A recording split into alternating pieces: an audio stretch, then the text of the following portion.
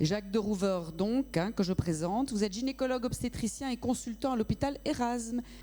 Bon, ça n'a pas été simple parce que, vu les 14 623 idées développées ce matin,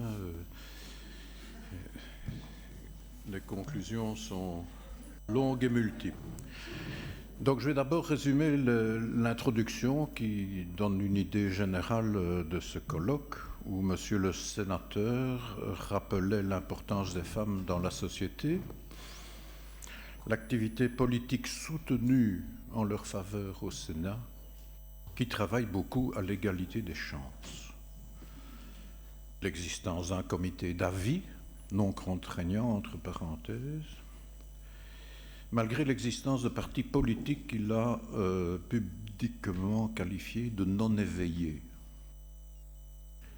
Je vous laisse rêver à cette appellation de parti non éveillé. Madame de Keyser, elle rappelle l'histoire au cours des siècles de la suprématie masculine avec la complicité des États et, j'ajoute, des religions.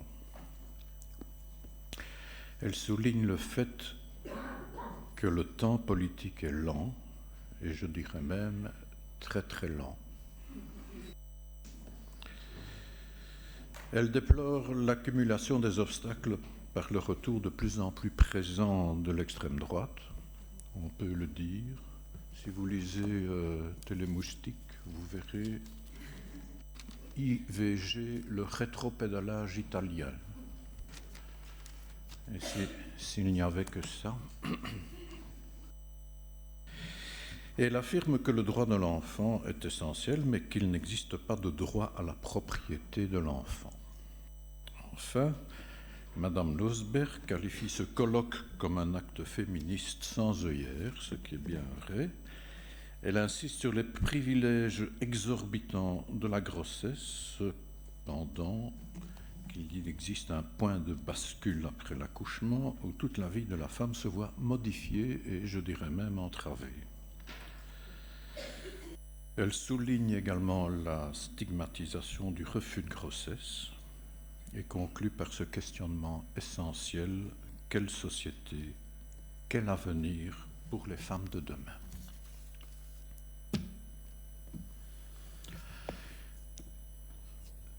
Les conclusions concernant l'interruption de grossesse, Yannick Manigard nous a détaillé les problèmes suivants et ils sont nombreux.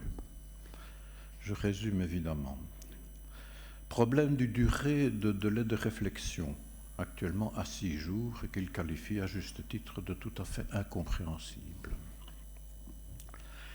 La prise en charge des grossesses ignorées, le plus souvent hors délai, avec toutes les contraintes financières et de déplacement hors Belgique que cela comporte.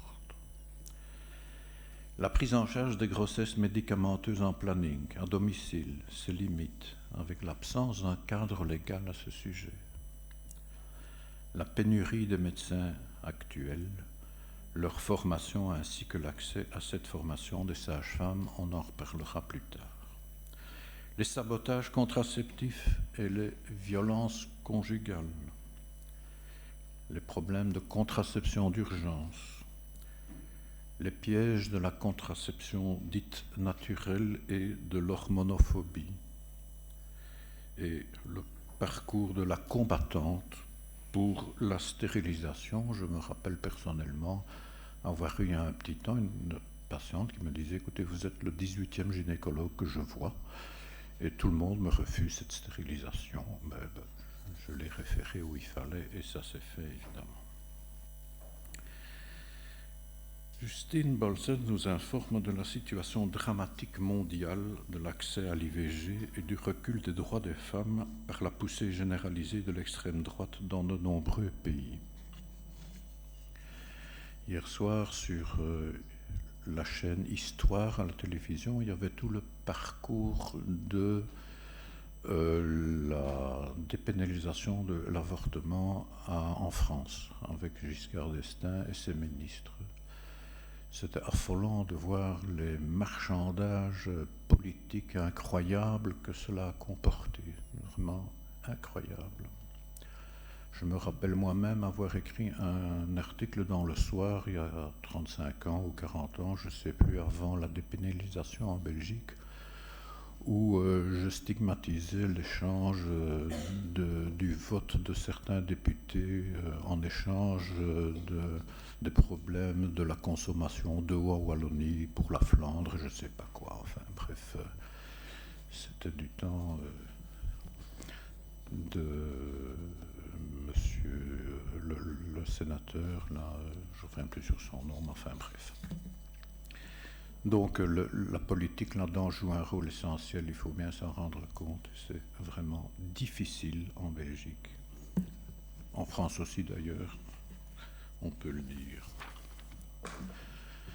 Véronique Fracassereau a détaillé l'importance de la question des travailleurs et l'importance de la formation des travailleurs des centres de planning et l'importance des recyclages, du manque de moyens financiers de certains plannings face à une population très défavorisée. Je pense en particulier au planning dont j'ai été longtemps le président, qui était la Famille Heureuse, qui est devenu maintenant le planning Saint-Josse, où la situation financière est assez dramatique parce que nous avons un afflux de personnes sans les moyens, de réfugiés, enfin c'est une difficulté épouvantable.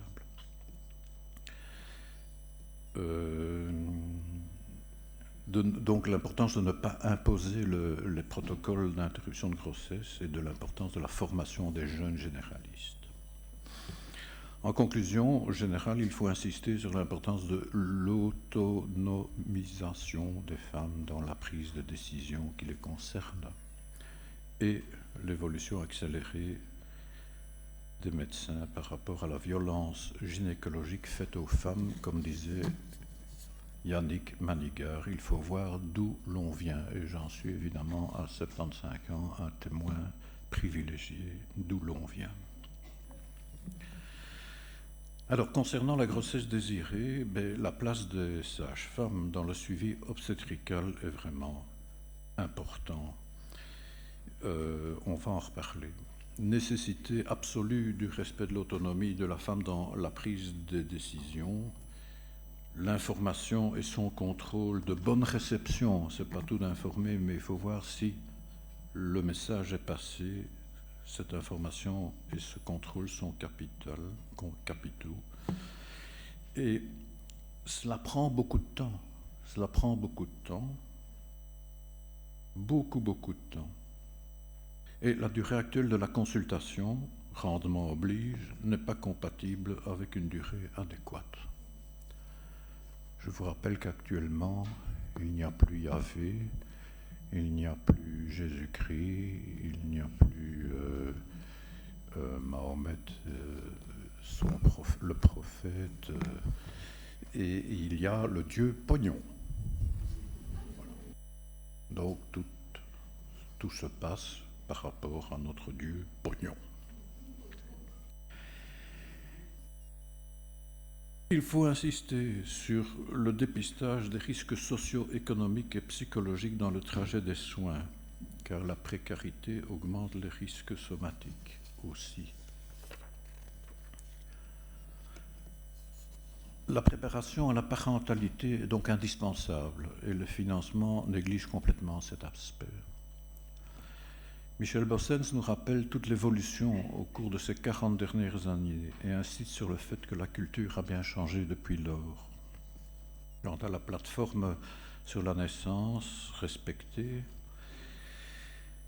elle remet en question beaucoup de points. L'importance de l'autonomie dans les décisions concernant le suivi de la grossesse et l'accouchement, et elle pose également la question des limites de cette autonomie. Plus prosaïquement, le choix entre la mère et l'enfant lors d'un refus de césarienne, par exemple. Dans l'histoire de l'obstétrique, à laquelle je m'intéresse particulièrement, il y avait le problème du choix entre la mère et l'enfant au XIXe siècle, du temps où la césarienne tuait environ 80 à 90% des femmes. où il y avait bien sûr deux positions philosophiques, celle de Louvain, qui a manipulé inélégamment les statistiques pour faire croire que les femmes allaient s'en tirer plus facilement, et celle de l'Université de Bruxelles à l'époque où les décisions d'interrompre les grossesses par destruction du fœtus, celui-ci encore vivant, ce que l'Église catholique refusait absolument, permettaient de sauver par extraction par le bas. Donc, nombre de femmes de ces situations difficiles où l'enfant ne savait pas sortir. Bref, fermons la parenthèse. Myriam Israël insiste sur l'importance du couple dans le vécu de la grossesse et la nécessité d'un travail en équipe. Très important. Enfin, Anne Delbar insiste particulièrement sur la prise en charge multidisciplinaire, sur l'importance des trajets de soins intégrés en milieu hospitalier, et elle nous rassure sur l'immense effort d'information et de formation des étudiants et des médecins et des postgradués à l'ULB.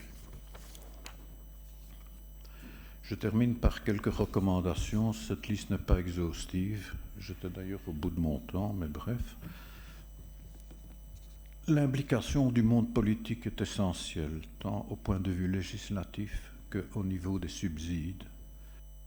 Et donc nous avons besoin absolument de relais politiques, c'est capital. Le militantisme doit être réanimé dans certains cas et stimulé au mieux. Du temps du début de mon activité au planning familial La Famille Heureuse, tout le monde était bénévole et travaillait jusqu'à 9h du soir en équipe. Les formations des professionnels sont capitales. Les subsides aux centres de planning sont essentiels, particulièrement dans les communes pauvres. L'accès à l'IVG doit être facilité au maximum par tous les moyens d'information possibles. La violence faite aux femmes en général et en gynéco-obstétrique en particulier doivent être pourchassées sans limite. La préparation à la parentalité est à soutenir dans toutes ses formes, psychologiques, financières, sociales, informatives. Tous les moyens sont bons. L'énorme potentiel des sages-femmes doit être exploité au maximum, ce qui va entraîner une modification fondamentale de la mentalité des gynécologues en général et également de la population. En Belgique, on vit quand même des situations assez, je ne dirais pas anormales, mais exceptionnelles par rapport au reste de l'Europe, ou en Hollande ou en France. Les sages-femmes ont une autre place qu'ici, ça c'est clair et net. Enfin, la formation des médecins généralistes et gynécologues doit être amplifiée et étendue à toutes les facultés de médecine du pays. En conclusion générale, je reprends le questionnement de Sylvie Losberg. Quelle société et quel avenir pour les femmes de demain ?